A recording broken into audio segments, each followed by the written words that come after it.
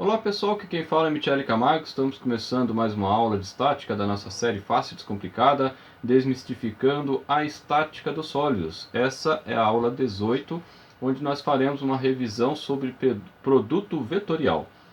Esse assunto está dentro ainda do momento da força. Produto vetorial é um assunto que normalmente é estudado nos primeiros anos da faculdade, às vezes no primeiro semestre, lá em álgebra, né? Ou pode até mudar o nome da matéria, mas enfim.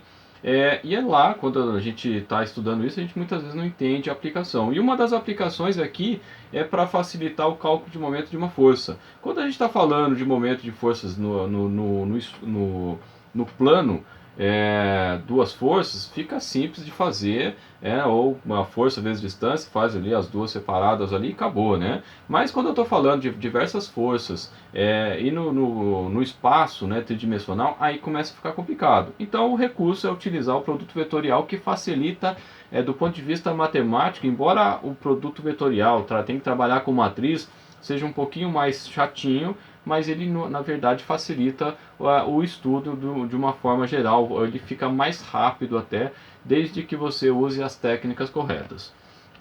Bom, vamos lá. Então a definição de produto escalar, né? O produto vetorial de dois vetores A e B produz um vetor C escrito da seguinte forma: o vetor C é A vetorial B. Né? Então é dessa forma que a gente escreve, né? Que a gente fala. Então C é igual a vetorial B. Veja que a gente está usando a setinha aqui para indicar que é vetor. Dependendo do livro que você vai estudar, ao invés de vir a setinha, ele vem em negrito. Então você tem que estar atento ao livro, né? Então normalmente nas introduções do livro ele vem dizendo como ele vai representar determinadas coisas. Então é bom ler o comecinho do livro para saber como que ele representa as coisas naquele livro em específico. Bom, e a intensidade? Como é que eu calculo a intensidade de um produto vetorial? A intensidade de C, ou o módulo de C, é A vezes B, ou seja, o módulo de A vezes o módulo de B, vezes o seno de θ. O que é o seno de θ? É o seno formado entre essas duas forças que você está fazendo o produto vetorial. E o θ ele vai variar de 0 a 180. Por quê? Porque você tem que pegar o menor ângulo entre esses dois vetores. Digamos que eu tenho aqui então, né, o vetor, esse dedo aqui é um vetor, esse aqui é o outro. Eu tenho, por exemplo, aqui um ângulo de 30 graus. Né? Se eu for considerar no caso de um círculo, um ângulo que são 360 graus, se eu pegar esse outro ângulo aqui, eu teria 330 graus. Né? Então, seria o maior ângulo. Então, o menor ângulo que eu tenho varia de 0 a 180. Quando passar de 181, é como se eu estivesse fazendo o caminho inverso. Né? Então, por isso, essa particularidade ou essa restrição aqui em termos do ângulo θ. Agora, e a direção? Né? A direção ela vai ser perpendicular a B. Então, por exemplo, aqui, digamos que o X aqui, o meu eixozinho, né, meu eixo que eu fiz aqui, para ficar fácil mostrar para vocês, eu tenho aqui o eixo X como se fosse o A, o eixo Y como se fosse o B. Ele é perpendicular a A. Então, o A, a direção pode ser perpendicular a A, é o eixo X representado em vermelho aqui, mas ele pode ser positivo para cima ou positivo para baixo. E como é que eu determino isso? Pela tal da regra da mão direita. O que a regra da mão direita fala? Eu coloco aí o meu braço e a minha mão junto do vetor que eu estou, o primeiro vetor que eu estou fazendo o produto vetorial, e aí eu vou fazer o giro com a minha mão, como se fosse aquele símbolo, né, de roubo que o pessoal usa lá, principalmente em jogo, né, que o juiz está roubando, né, e eu vou até o outro vetor. Então, se é x vetorial B, eu saio de x e vou até A. E o meu dedo é o que vai fazer a indicação do vetor direção do produto vetorial A escalar B. Se fosse aqui no caso y vetorial B, seria dessa forma, eu teria que sair daqui do y e ir para o x, então estaria indicando para baixo. Então assim, se você for fazer uma prova lá de estática, seja lá qual for, você tem que fazer o símbolo da mão lá, né? Você só não pode fazer, né, para todo mundo ver, né? Mas você tem que fazer para determinar corretamente, mais facilmente, a direção. Então aqui seria o vetor A, eu tenho o ângulo, faço a voltinha, que nem a gente comentou, o vetor B, e aí então a adincação seria o vetor unitário, o C, que seria perpendicular. Né? Então, aqui fica até claro uma das propriedades que a gente vai falar daqui a pouquinho. E aí, você lá que eu vinha comentando lá a respeito da álgebra, né, que a gente estuda no primeiro ano, normalmente lá na faculdade. A principal, uma das aplicações de vetor e produto vetorial é aqui na estática, mas você também vai estar utilizando lá na dinâmica, né, na dinâmica dos sólidos. Você tem que trabalhar também com esse recurso do produto vetorial lá no eletromagnetismo, né, e normalmente essas disciplinas, eletromagnetismo, dinâmica das máquinas e tudo mais, ou dinâmica dos corpos rígidos, normalmente são matérias mais complexas que pegam bastante alunos por aí, né? Então sempre a gente dá, eu mesmo tive um rosquinho em dinâmica dos sólidos enquanto aluno. Bom, continuando aqui, o que a gente tem então? Vamos falar das propriedades, né? Então a gente tem que entender as propriedades para a gente não cometer erros grosseiros, né? Então a comutativa, o que é a propriedade comutativa?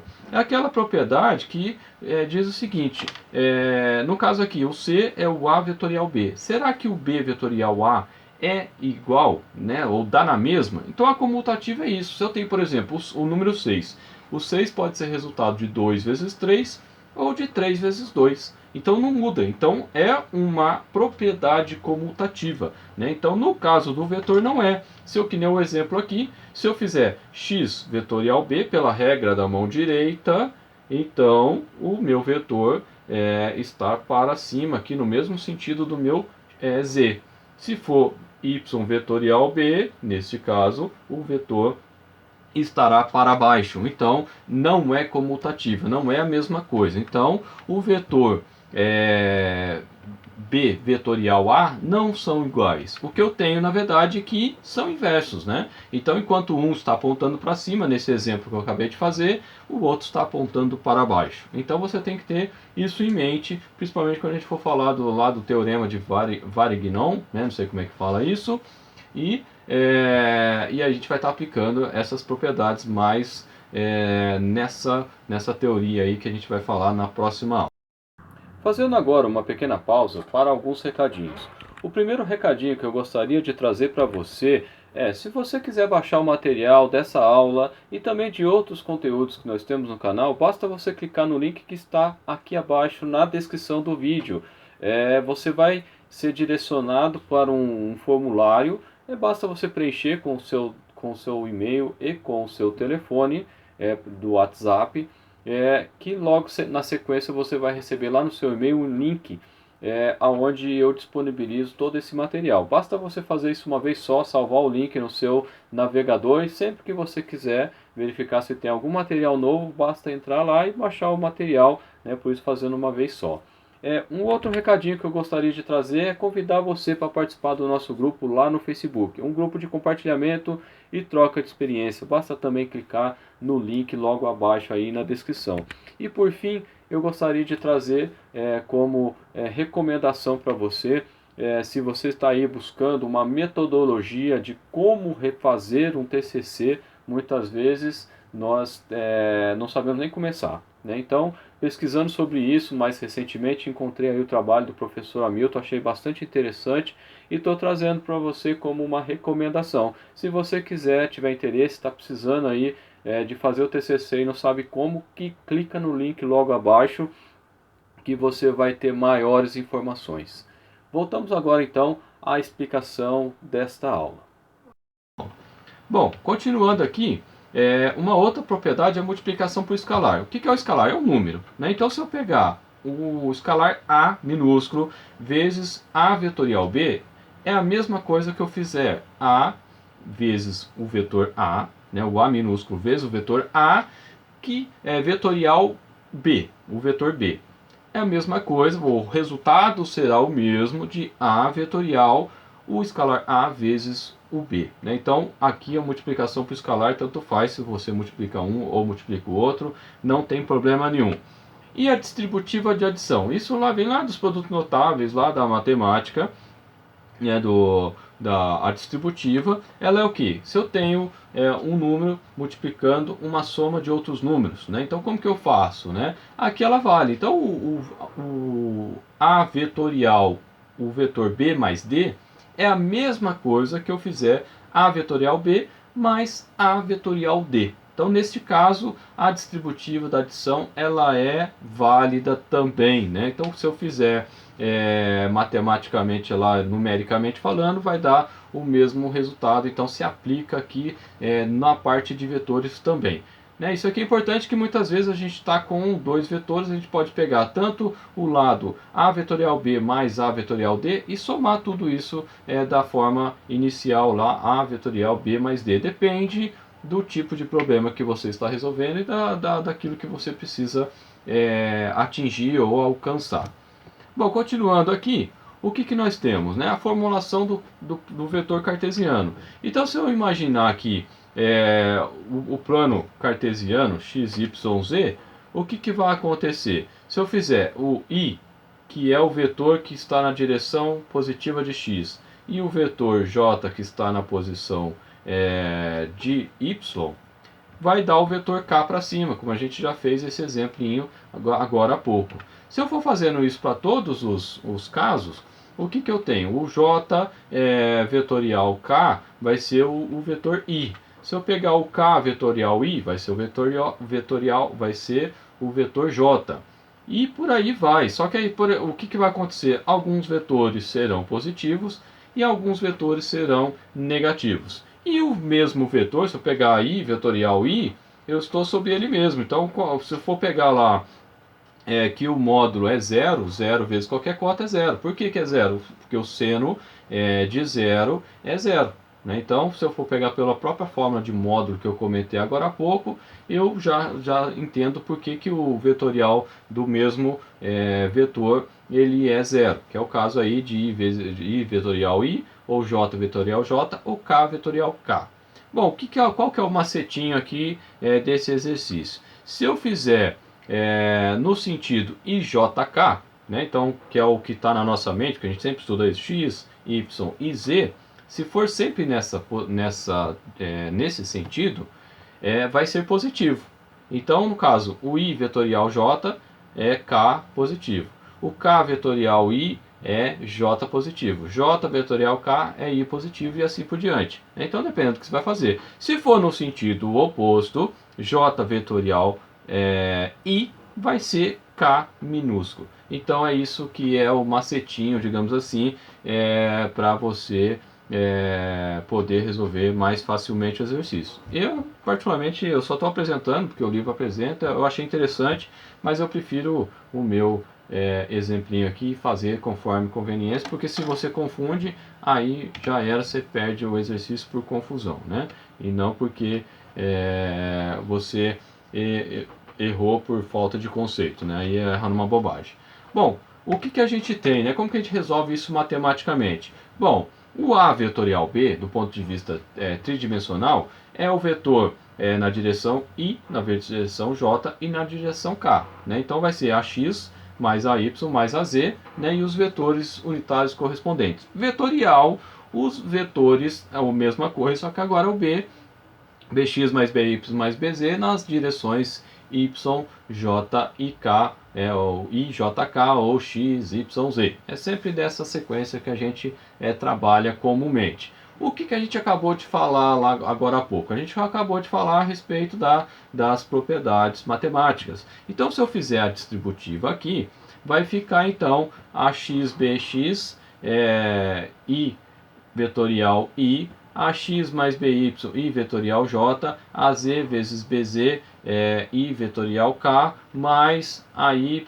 BX J vetorial Y, e assim por diante, né? Então, fazendo distributivo todos os itens, eu vou chegar em todas essas expressões. O que vai acontecer? Aonde eu tiver vetores iguais, eles vão zerar. Então, vai sobrar AX mais BY vetor, K, né, o vetor K, mais AX, nesse caso aqui, o I vetorial K dá menos AX BZ J, menos AYBX na direção K, aqui zera, né, porque é o J vezes o J vetorial J, depois o AYBY vai ficar mais na direção I, mais AZBX na direção J, mais AZBY, menos no caso, na direção I,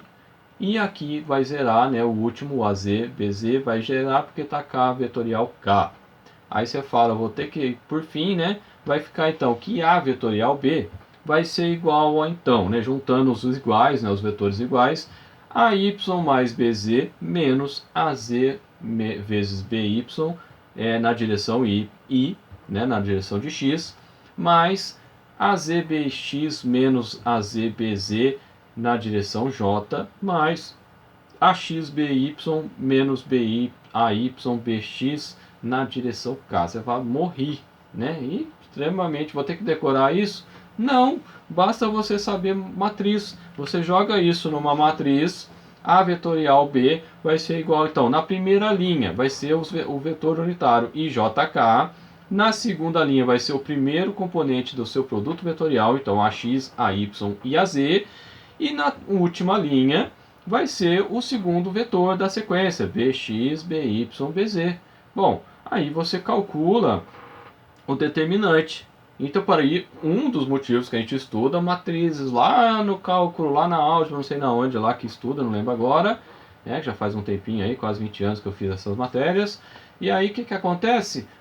Você aplica aqui. Então, mas vamos lembrar, né, já que estamos aqui para lembrar, eu repito as duas primeiras colunas e aí eu vou fazer da seguinte forma. Na direção indicada em vermelho vai ser positivo. Então vai ficar I, A, Y, B, Z, depois na sequência J, na sequência K, menos na outra sequência. Né? Então aí o que for I eu junto com I, o que for J, e aí eu tenho o mesmo resultado anterior. É claro que se você for usar uma calculadora programável, você joga os dois vetores ali, você monta os dois vetores, não precisa nem fazer determinante. E você aplica então a função cross, que é justamente a função do produto vetorial. E aí você vai ter o resultado final rapidamente. É claro que numa prova, normalmente você vai ter que mostrar isso para o professor, que você está fazendo direitinho, né? Mas você pode jogar na calculadora. Apesar que tem, né, faculdade que não deixa usar calculador programável, aí não adianta nada na prova. Mas enfim, né, se você entender o conceito aqui de matriz, você aplica, você não precisa guardar nada daquilo que eu falei ali agora há pouco. Né? Eu particularmente gosto de guardar aquilo que importa, e o que não é importante eu prefiro não guardar, porque a gente tem coisas mais importantes para guardar. Então, essa última questão que eu coloquei aqui da matriz é o que você precisa, na minha opinião, guardar e entender direitinho. Bom, pessoal, chegamos ao final, né? Espero que vocês tenham gostado. Se gostou, compartilha, dê um joinha. Se quiser receber novidades, se inscreva no canal. Se quiser via WhatsApp, manda eu quero aí pro telefone que está aí. Se for comprar alguma coisa na internet, compra na nossa loja. Formas de contato, né? Você pode fazer parte do nosso grupo, tem a nossa página lá no Facebook, no YouTube, deixando suas mensagens lá aqui embaixo, por e-mail, por WhatsApp, lá no LinkedIn tem o nosso perfil, se quiser conhecer um pouco mais da nossa vida profissional. E acabamos de lançar o blog aí, né, cursosdeenhariaecompanhia.com.br, onde a gente pretende colocar todo o material que a gente coloca aqui no YouTube também lá nesse blog, além de outras coisas também. Então se inscreva no blog aí para você receber novidades sempre que a gente postar um artigo novo. Beleza, pessoal? Um abraço e até a próxima.